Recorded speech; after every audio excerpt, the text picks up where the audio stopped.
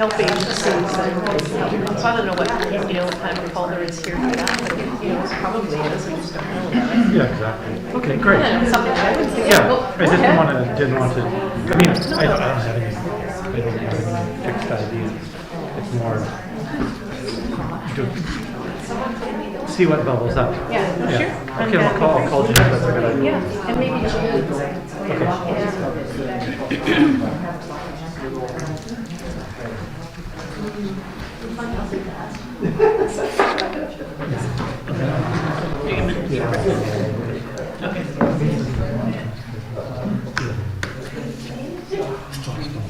Because I'm meeting with Chief the other day to talk about if this whole thing, that part probably doesn't even exist anymore.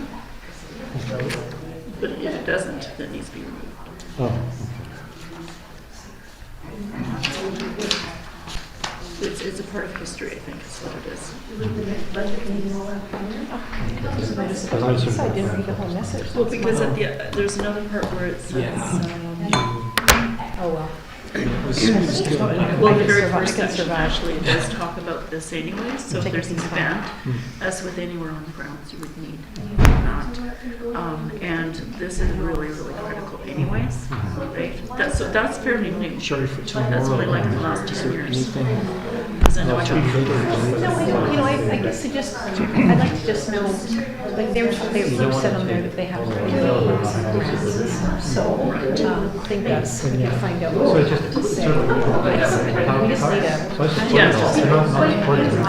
Yeah. to get into the So I just want to budget know talks to it's start with, and to know if we have any hope of actually doing it this year. But Or I mean, we talked about this. I actually thought it was supposed to be on last year's budget. For some reason, it never seemed to get in there. There's no urgency for it. Putting 25 grand. If you remember that or not. Vaguely, And yeah. it just kind of didn't fit. And And again, I often wondered, what exactly that money that was supposed to be earmarked for that. Because this came out long before their cultural study and anything like that, right? So, for the climate action study. Yeah. And I I think this was on the web, so. Well, it'd be good to sort of Everything else is nail there. down what we can and should invest in, what's maybe not realistic. Given some of this isn't. I mean, we don't need to go on every single road. Basically, don't you think we just need our major, to look at our major roads, I guess. Yeah. I mean, I don't know what else, like we were looking at, basically it's like trails and Road. I mean, we're already working on 75, probably 60 cross. overestimated by 120, which is good because we're Yeah, two separate people. Right, we could put it somewhere else. Chosen road. Fill a couple of bubbles. Yeah. How, like I've never cycled on the chosen road, but Must be. Okay, good evening, everybody. Excuse me. Okay, welcome to the council meeting of January 9th, 2023, our first council meeting of 2023. So with the addition of the supplemental information, may I have a motion to approve the agenda? Moved by Councillor Donaldson, seconded by Councillor Epp. I'm going to be doing this a lot this evening. All in favor? Opposed? Carried. Okay, great. We don't have any presentations, but public participation. If anybody wishes to speak, come to the microphone, state your name and your street, and you're welcome to ask questions. Patty Whitehouse, 5311 Rocky Point Road. I have to say that I like the idea of the new arrangement. It's great to be able to see everybody's face, 3/4 of yours, but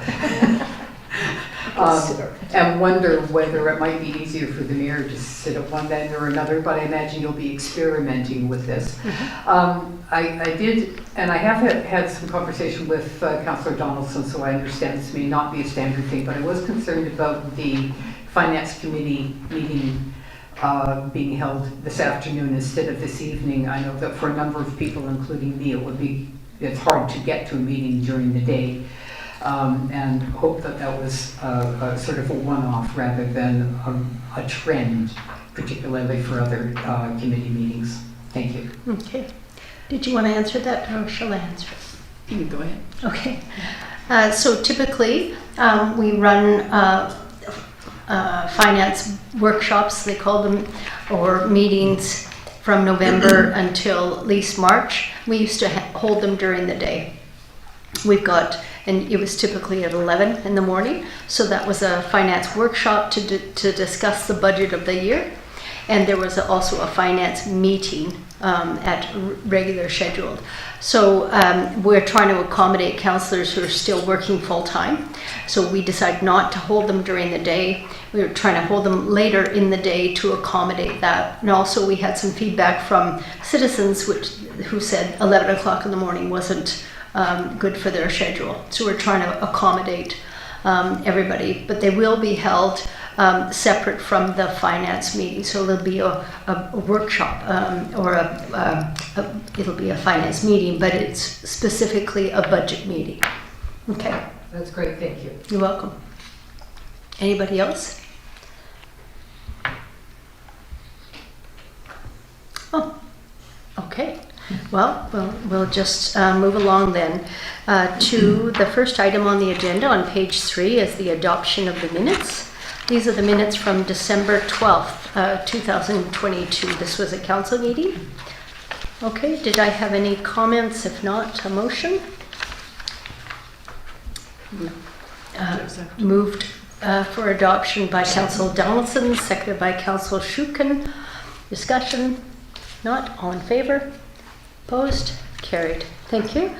Moving along to page 9, which is the special council meeting of January 3rd. Move adoption. Moved by Councillor Sooke, seconded by Councillor Donaldson. All in favor? Opposed? Carried. Thank you. Moving along to the mayor's report.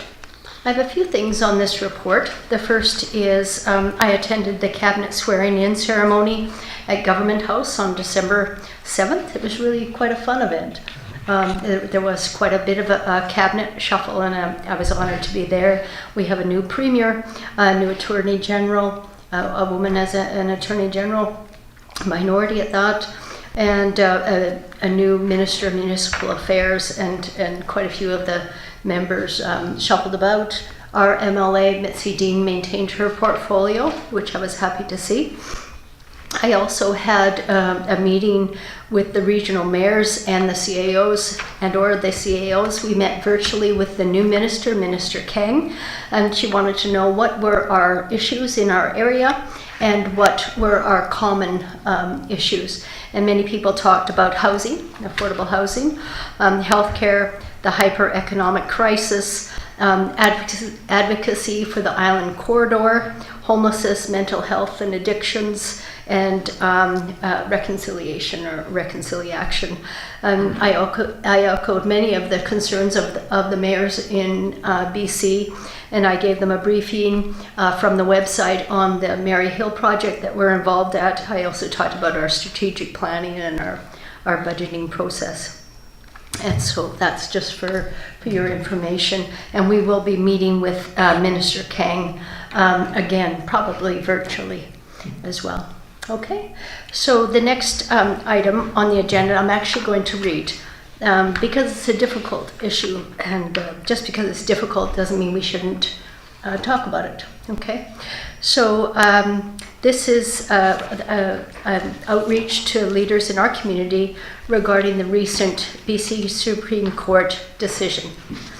As you know, in 2019, 2 men escaped from the William Head Institution here in Metchosin, and they had been arrested and charged in connection with the 2019 homicide of Mr. Martin Payne, who was a Metchosin resident. On December 14th, a BC Supreme Court jury found one of the accused guilty of first-degree murder, and he has been sentenced to life in prison without parole for 25 years, and that the other accused had pleaded guilty to first-degree murder and will be sentenced in early 2023. First and foremost, of course, my condolences are with the family and friends of Mr. Payne. This has been particularly hurtful and particularly difficult, particularly for Mr. Payne's daughters. And we express our love and our condolences to them. From the district's point of view, of course, public safety is paramount. I've spoken to Mr. Trent Mitchell. He's the William Head Institution Warden, and we had quite an extensive conversation, very frank, very open, and he provided me with an overview of the general context of the Correctional Services of Canada and the William Head Institution, and with the changes that have been made since the prison break in 2019. The changes include local, regional, and national reviews and changes to guidelines and procedures. The receiving prisons now have more input into the decision-making process regarding the prisoner transfers. Importantly, there is a greater communication and guidelines on notifications between the leadership at William Head Minimum Security Prison in Metchosin and the leadership at the District of Metchosin. As I said, I had a very open and frank conversation and discussion with Mr. Mitchell, and I'm hoping that Council will be afforded the opportunity to tour the institution, and that Mr. Mitchell will be able to make a presentation to us at Council and to the public in the new year. I've also spoken to our Fire Chief, Fire Chief Stephanie Dunlop, and she has confirmed that William Head Institution continues to work with the Metchosin Fire Department on emergency preparedness, planning, and each have participated in joint exercise emergency scenarios. I've also spoken to our MLA, our Honorable Mitzi Dean for Esquimalt Metchosin. She shares my concerns for public safety and restoring trust and moving forward positively. I also met virtually with our MP, Randall Garrison. He's with the electoral district of Esquimalt, Saanich, Sooke. As you know, Mr. Garrison's background is in criminal justice, so he was able to offer his perspective and some expertise, and it was really valuable. He explained to me that the minimum security prison is not the place for high-risk offenders, as many have said, because it doesn't have not only the level of security that is needed, but it doesn't have the programming to suit this level of offender. I'm hoping with time that trust can be rebuilt in the Metchosin community and William Head Institution through open communications with good dialogue and with the adherence to strict guidelines and strengthened processes and protocols regarding communications, notifications, and decision making. So my request is none, just that you receive this for information. Did anybody else want to comment, or shall we just move on? I'll just say thank you for meeting with the various people and have a role in this and working for our community. Thank you. There's something else we could do as well. We could write to Corrections Canada, as the former mayor had done, to express that we are, of course, willing to move forward with good communications. But there is this sticking point, I must say, that the receiving institution doesn't have a veto. It has a say, but I think that they should have more of a say in who they receive. And so we could write a letter. I could write a letter on your behalf to express that point, if that's so desired. I think that would be, Mayor Little, I think that would be a great idea. Okay. Anybody else think it's a good idea? Okay, so I'll accept a motion for that. Councillor Sooke. Certainly, I would move that the District of Metchosin, through Mayor Little, write a letter to Corrections Canada. I'm sorry, tell me again what you were thinking. No, it was just because we were just to let them know that we've been following this, that we are still concerned. We would like to have, we are concerned that the receiving institution doesn't have more of a say in who they accept as prisoners to their minimum security prison. Okay. Okay? Tina, if you... I can work with Tina on that. Okay. Thank you. I would make that motion. Thank you. So moved by Councillor Sooke, seconded by Councillor Gray. All in favor? Opposed? Carried. Thank you very much, everybody. Okay, and the other item I wanted to talk about, which is the coldest night of the year.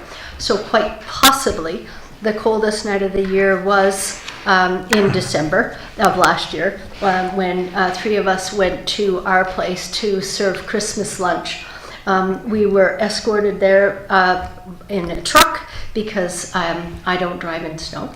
And seriously, there was probably over a foot of compacted snow in Victoria. Our roads were immaculate compared to Victoria. And so we were able to serve lunch, serve Christmas lunch. And they now have the coldest night of the year 2023, which is February 25th. I've previously walked the coldest night of the year both in Victoria and Sooke, and by far the most impactful was in Sooke, and I'm planning on doing it again. I've registered as Team Metchosin, and so I invite all of you to join me and help raise some money for the coldest night of the year. It's registered, it's across Canada event. People will be walking all across Canada, and it is fun. It's impactful because you're cold and you're wet and you're glad you have a home to go to. That's the point. And so I invite all of you to join me and to register. Mm-hmm. Okay, so if anybody wants to do that, I challenge you. I'm going to join you. Great, that's the college spirit. Anybody else? I will join as well. Super. Same. And great. Thinking about it. That's fair. Okay, I'll take a thinker. You're big enough. That's great. Thank you very much, everybody. No pressure. And then the fourth item was Councillor Donaldson as acting mayor and myself attended the Royal Canadian Navy holiday reception on December 17th. It was really quite fun. We got to meet a number of incredible people, and there was 2 awards that were given. Do you remember? They're quite wonderful honors and awards. Do you remember what that was? I don't remember the specifics, but the one that was most outstanding was the young gentleman who I think saved a life. This was a room full of high-ranking officers, yeah. And one of them actually said that a person of his rank would not be normally in the room, and the amount of pride that his family had was in the stories that they were telling about his commitment to his work, and that this was just something natural for him to go out and save a life. It was not even part of his job, but he just did it. So everybody was very gracious. It was a great event. It was, yeah. So I'll get those names and I'll bring them back to council. It was really quite remarkable. So with that closes my mayor's report. Okay, moving along to reports for action. This is 8 on the agenda, page 15.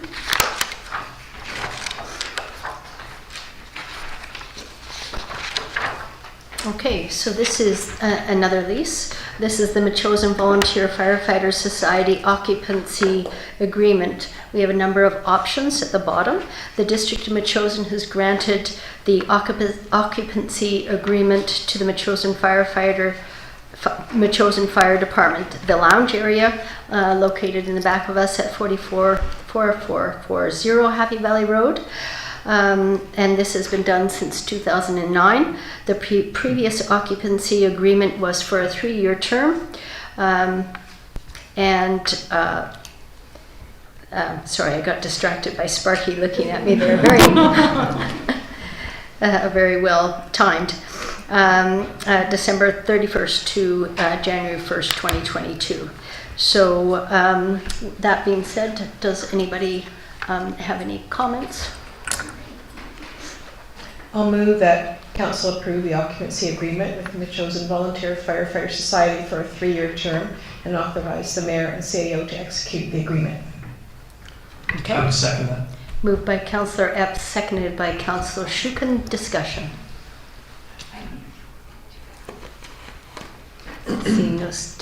Seeing no. Okay, I'm sorry. Keep going. Thank you. I'm support the motion and support spending the money as laid out here, $2,500 to pay for the liability insurance. And I'm a big supporter of the the fire department, the volunteers there, and the idea that they're getting together and socializing together. But I do have a question about the contract in relation to the district assuming liability for a group of people, independent group of people, who, and we have no supervision of that group. In addition, the district doesn't have an alcohol policy, which I've talked about when I was in the public before. The advantage of an alcohol policy is it reduces our liability with a few simple rules, things like, only serving 2 drinks at a time to people, or closing the bar half an hour before the place shuts down, that sort of thing. And I don't know if the society has a policy on that, but it hasn't come with the materials here. So I just thought it would be worth moving an amendment to the motion to add the words "subject to legal review and advice." And I'm just thinking about getting the best, just not to slow it down at all. I don't think this will take us long at all, but just to get a look at it and see if we've got things set up just right for things to go forward. So I'd make that motion to add the word "subject to legal review and advice." If someone would if someone's interested in seconding that. Sorry, Mayor Little, through you to Councillor Gray. So Councillor Gray, could you probably have already, but more specific on what you think the legal review should cover? Mm-hmm. I'm interested in the question, basically, if you take a look at the contract, it's really the clauses under use of alcohol. So on page 17 of our agenda package, there's a couple of things here.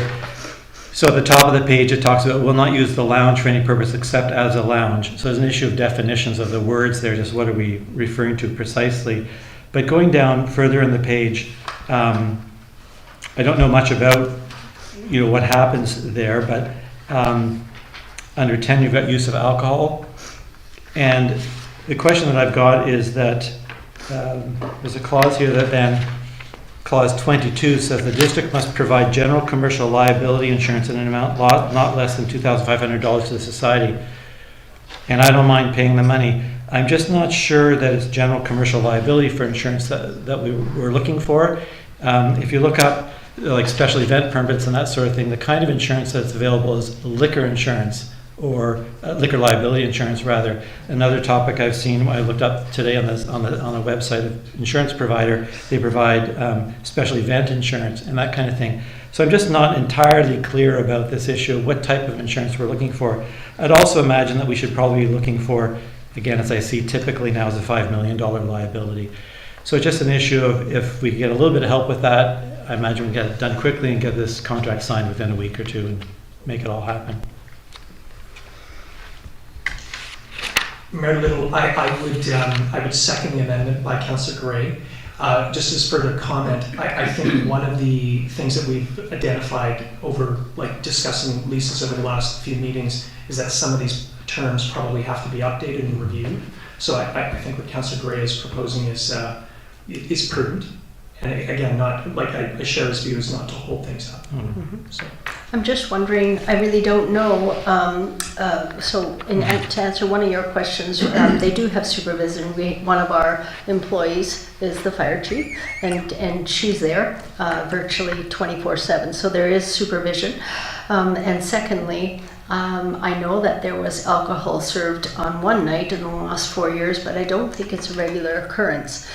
So are you worried about those one-offs, or are you worried about it in general, or it's just I don't want it to get out in the public that the lounge is a lounge. It's not a lounge. It's the firefighters assembly area. More perhaps lounge is a misnomer here. It's not a lounge in terms of a bar/lounge. It's more of a hanging out place lounge. Fair enough. I'm just concerned about the language in the contract that we'd be signing, which calls it a lounge. And then the issue of supervision, I'm not taking away from your point, but then we have an employee there. So it makes me think, well, maybe we shouldn't have this at all. We can just say, we'll insure it, and the fire chief's in charge of it. We don't need this agreement. I'm just not sure what the correct legal document would say. And so it just puzzled me a little bit because we have an issue where we've got employees and we have volunteers. I'm all in favor of it, by the way. I'm not against the whole setup. It's more just getting the terms of the contract correct so that we protect the firefighters and the volunteers and the president and the vice president who will sign it, and those people, and then we protect ourselves just so it's all laid out nicely for everybody. I think also, as Councillor Sooke has mentioned, we've seen a few contracts lately and they seem like they may be a little bit dated, and just getting an update on it and making it nice and pretty and good for everybody is my goal. Okay. I'm going to ask the fire chief if she could comment on this. Would that be okay? Sure. Yeah. If you could come to the microphone. Come close.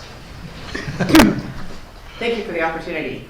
So just to give you a little bit of background on it, years ago, the society was an entity, a much bigger entity of its own, and it would have like the Bite Me Fishing Derby and lots of big events where there was alcohol involved, which is kind of where this was drawn from.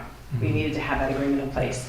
We don't do those type of events, and to be clear, there is no alcohol at the fire hall at all, except when there's a special occasion, for example, our annual banquet, and maybe an election time that happens every 4 years, that sort of thing. And to which we get insurance and a special certificate from Serve BC. Yeah. serve the bartender, yeah. Yeah, so we have all that in place.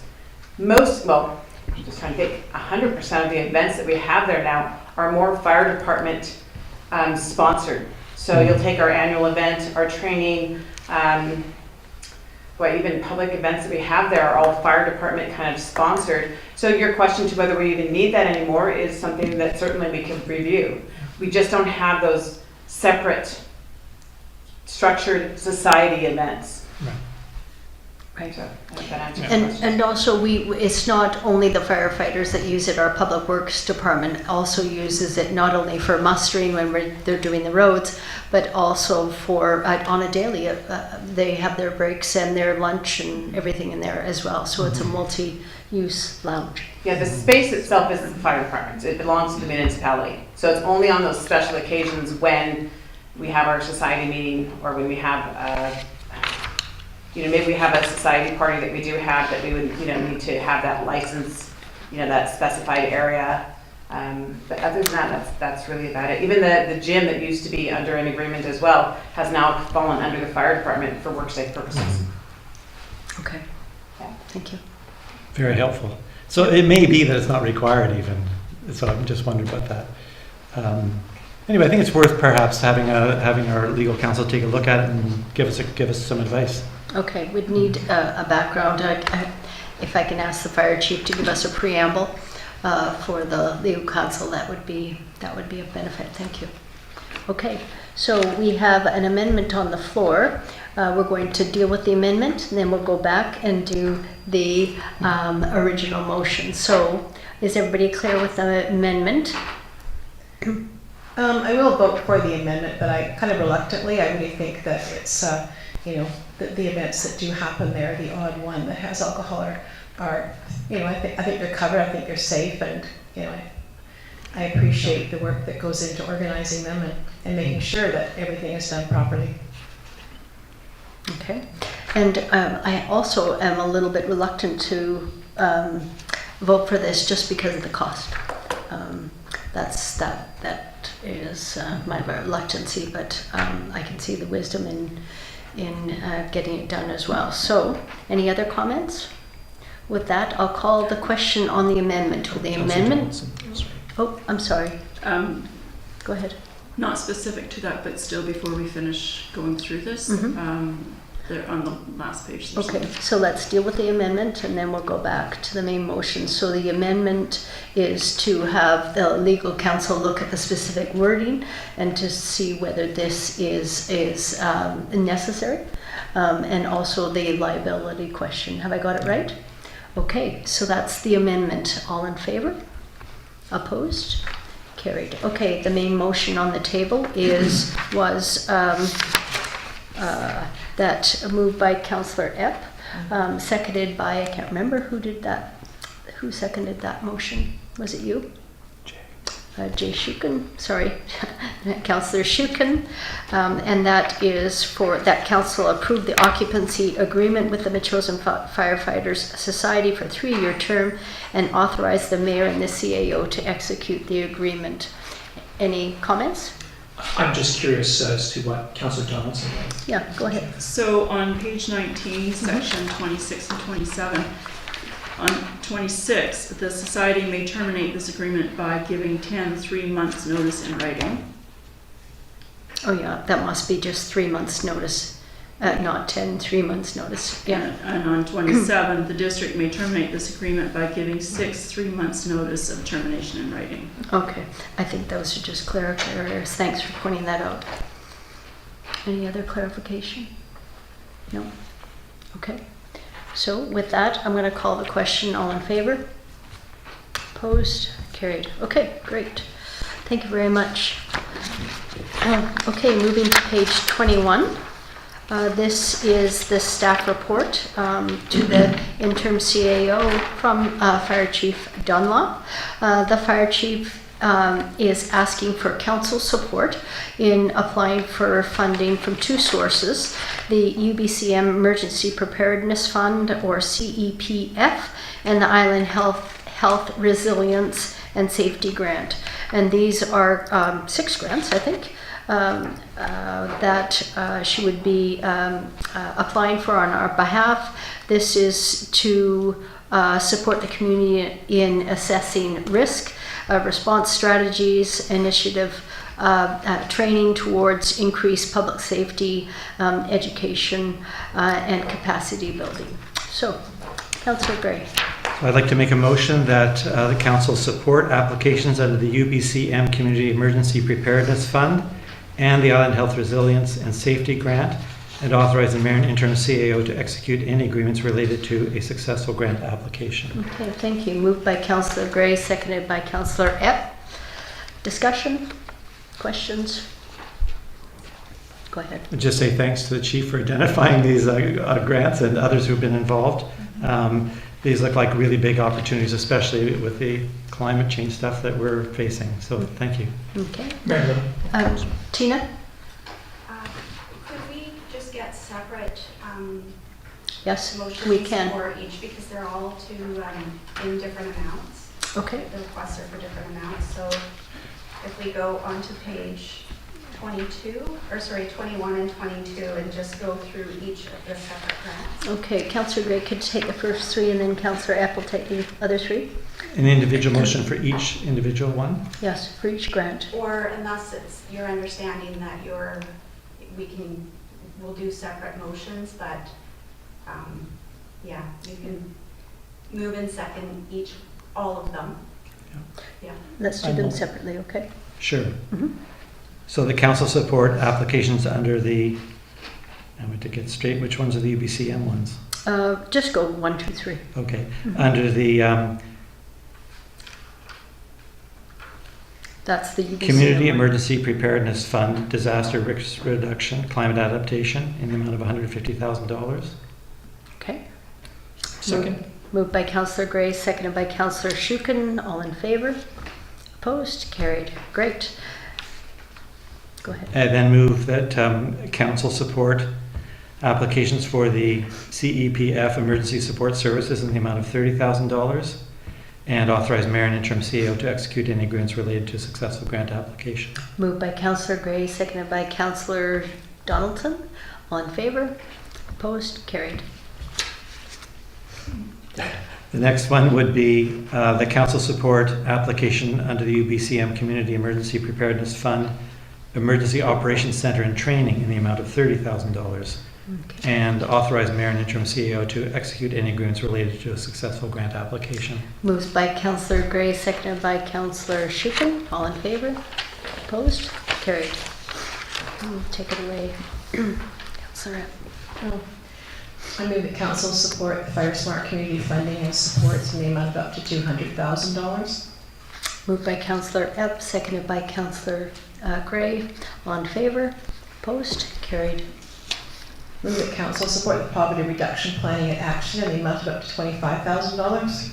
Moved by Councillor Epp, seconded by Councillor Sooke. All in favor? Opposed?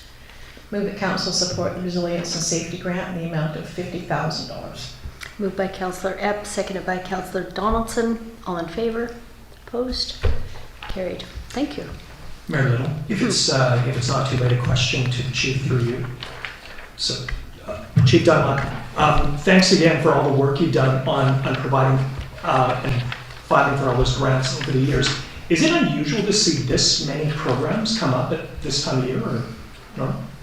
No, not really. The Fire Smart, sorry if I may, the Fire Smart grant is one that it's carrying on. If you come to the mic, then the people at home can also hear you. Sorry. The Fire Smart grant is one that's carrying over, and that'll probably continue for the next probably 3 to 5 years, fingers crossed. Same with the Emergency Operations Center and the ESS grants. They've just been going from year to year, and we've been very fortunate over the past several years to be able to have been approved for those. The Vancouver Island Health one is a new one this year that's really exciting, so hopefully we'll see that one. I think that's kind of a one-off, but we'll see what we can get with that one, if anything. Much like I think that was mentioned earlier at the budget meeting, we have to have plans in place, because as we move forward, we are going to be able to have more grant opportunities, but we have to have those plans in place. So last year, using as an example the Fire Smart grant, we did our community wildfire resiliency plans. And so this year, it was contingent on whether or not we had those plans in place last year. So we had them last year, we can hopefully apply and be successful this year. Same goes with that disaster, the climate change, I don't know the title of it, but the disaster risk management one. Yeah. We'll have a plan in place for this year, or get that into the grant this year, then hopefully next year we can have some mitigation Great. costs from that. Okay. Brilliant. Thank you. Thanks very much. Thanks. Okay, that closes that item then. Okay, moving on to correspondence for action. This is on page 23 of your agenda. Okay, so something near and dear to my heart. This is funding for the Pacific Center for Family Services Association in Victoria for the Mobile Youth Services Team and its crime reduction and exploitation diversion. As you know, I'm chair of the Victoria Family Court and Youth Justice. Two of the members, so that just to remind you, the Victoria Family Court and Youth Justice, we educate and we advocate. Educate councillors, municipal people, so that they can bring it back to their own municipality to let everybody know what's happening on the street and what's happening in the courts when it involves youth and families. And the second thing is we advocate for resource agencies that work, that are essentially the boots on the ground. And one of the boots on the ground is Mia Golden. She works with the MIST, the Mobile Youth Services Team. She does phenomenal work. It was the work of Mia Golden and her partner Gord McGee from the Victoria Police Department was highlighted in a Fifth Estate CBC production, and she regularly gives us briefings on what's happening on the street, and I have to say it's horrific. And I've been a big advocate for the Victoria Family Court and Youth Justice because over the CRD, the kids that are involved with the courts and the families that are involved in the courts are not just the kids from Langford or Metchosin. They're kids from all over, from Central Saanich and Oak Bay. And so this is a request to council from, and a suggestion from the District of Sooke to write a letter on behalf of Mia Golden at the Pacific Center for Family Services to secure her funding, because without funding she doesn't have a job. And the background information is there. You've no doubt read it. And I would like council to write a letter to the province, to the Attorney General, and to Honourable Miss C. Dean and Honourable Mike Farnsworth. Okay, so let's see. Mayor Little, thanks very much, and applaud your work again on the Family Court, the Victoria Family Court. I am in support of writing a letter, again in support of this service. Mm-hmm. If there's no other comments, I would make a motion toward that. Okay, so moved by Councillor Shuken to write a letter on behalf of Mia Golden at the Metchosin, the Mobile Youth Services Team. Moved by Councillor Shuken, seconded by Councillor Donaldson. Comments, questions, discussion? If not, seeing none, I'll call the question. All in favor? Opposed? Carried. Thank you very much. I appreciate it. So that is the first item, 9A. 9B. The second request is from Access BC, who I don't know a lot about, but I did a little bit of research. They're asking us, Jessica Jimbo, who works at Access BC, is asking us asking our municipality if we will call on the provincial government to make prescription contraception universally available. I hadn't realized this, but the cost of contraception is a significant barrier. In 2016, it was estimated that there were 61% of Canadian women had unplanned pregnancies. And so it's contraception evidently is a human right. And I don't see any harm in us supporting this. I did look to see who else, because that'll be a question that you'll ask me. There's 34 municipalities or districts in BC, along with UBCM as well. Okay. Comments? I'm going to move that the mayor writes the provincial government to urge them to make all prescription contraception universally available at no cost under the BC Medical Services Plan. Okay, moved by Councillor Epp, seconded by Councillor Gray. Discussion? Yeah. I think it's a very important initiative for the health of people in British Columbia. And I just mentioned that apparently the notion of prescription contraception being universally available at no cost is in the mandate letter from Premier Eby to Minister Dix. And so this is part of accountable governance, I think, just us getting our names behind it too in terms of advocacy. Yeah, I think so too. And there is a mistake here. It's Teal Phelps Bounderoff, that is the Saanich councillor who is pushing forward this initiative. So we have a motion, Councillor Epp, Councillor Gray. Any further discussion? If not, I'll call the question. All in favor? Opposed? Carried. Thank you, everybody. Okay, correspondence for information. This is the AVICC.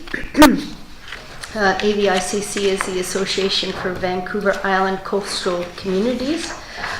This is on page 35 of your agenda. They're asking for notices for resolutions, and there is guidelines. February 9th is the deadline. A number of us are attending the AVICC.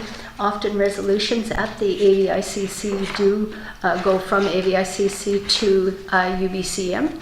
So if there are resolutions that you would like to put forward, I suggest you talk to your colleagues at the table and bring forth a resolution before February 9th, okay?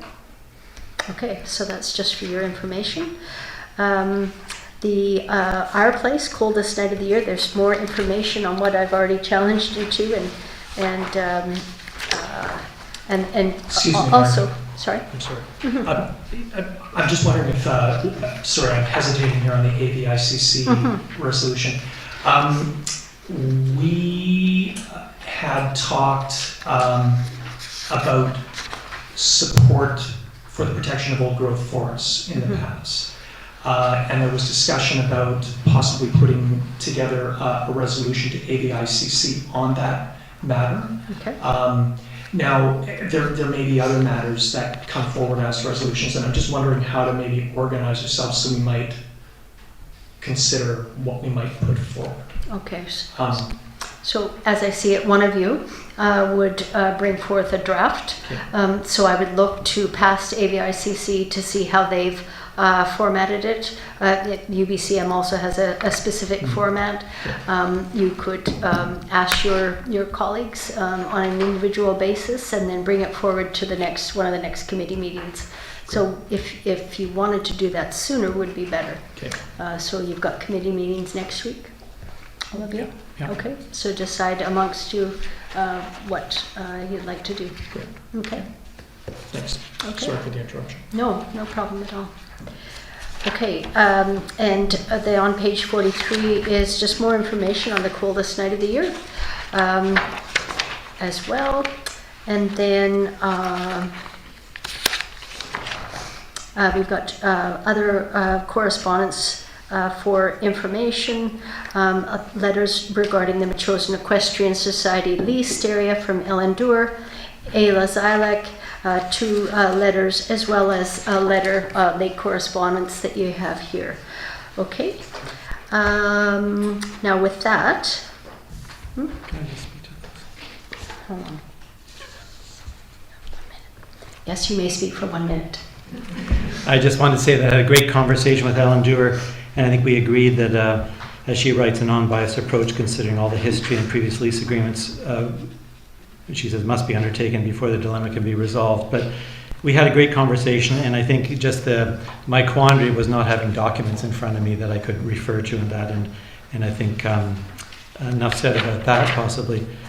I've got a meeting arranged with Ayla Zilek, who penned another letter here, and I wanted to say tonight that I support Council's decision made at the last meeting that happened. I also want to apologize to the chair for speaking too long at the last meeting. I think Ayla said it nicely. Not easy to endure a very long speech from Councillor Gray, so I'll be more cautious in future.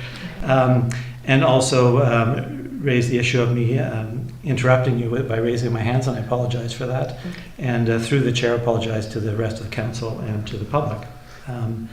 I've got lots to learn, and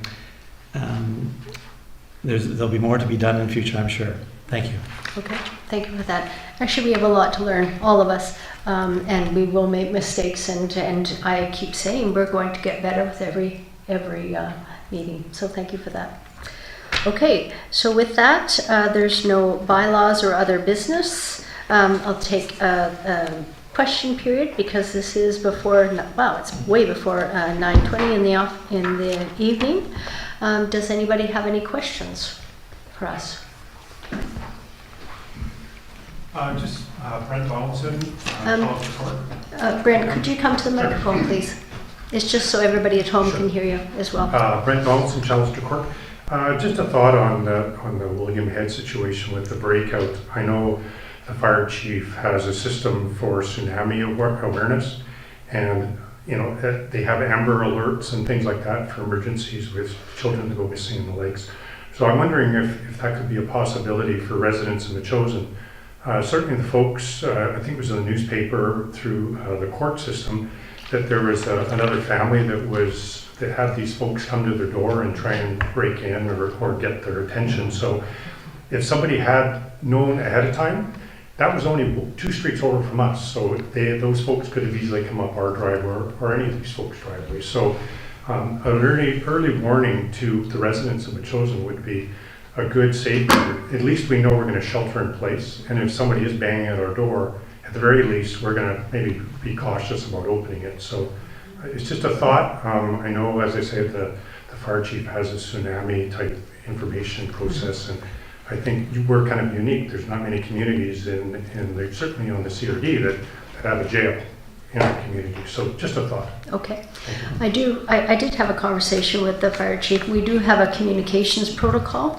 I'm not, I think what I'll do is I'll go back and I'll talk to the fire chief just so I have it all in place. We do have an early warning system if there's thought that there may be a prison break, and the CAO and myself will be alerted, and a general response will go out to the public once a prison break has been confirmed. I'm seeing nods that I'm on the right trail here. So that is something that we're going to be working to clarify more with Mr. Trent Mitchell as well. So thanks for those comments. Did you want to say something else, Fire Chief? If so, you have to come to the microphone. Sit close the next Thank you for that. And I totally agree. And this is one of the big changes that we've made since the incident did occur a few years ago, is better communication. One of the challenges we have, and I'm not using it as an excuse, is that it's CSC, which is a federal agency, and the RCMP who are actually in charge of that. So it's getting them to actually approve us. We can certainly communicate out. It's getting those protocols in place through CSC and the RCMP to give us that authorization. Because really, it's not our job to do that. It's their job to release that information, which is one of the challenges that we run into. So, but we do have better protocols in place. Are they what I'd like to see ideally? Probably not, but we're going in the right direction. So we just need to continue to pressure them and, not pressure, but work with them into a more refined notification. Okay, so we'll continue our dialogue both with Absolutely. RCMP and the feds as Yeah. well. Yeah. Okay, Great. thank you for that. Thank you. Any other questions? If not, I'll take a motion to adjourn. Moved by Councillor Gray, seconded by Councillor Donaldson. All in favor? Opposed? Carried. Thank you, everybody, for coming this evening.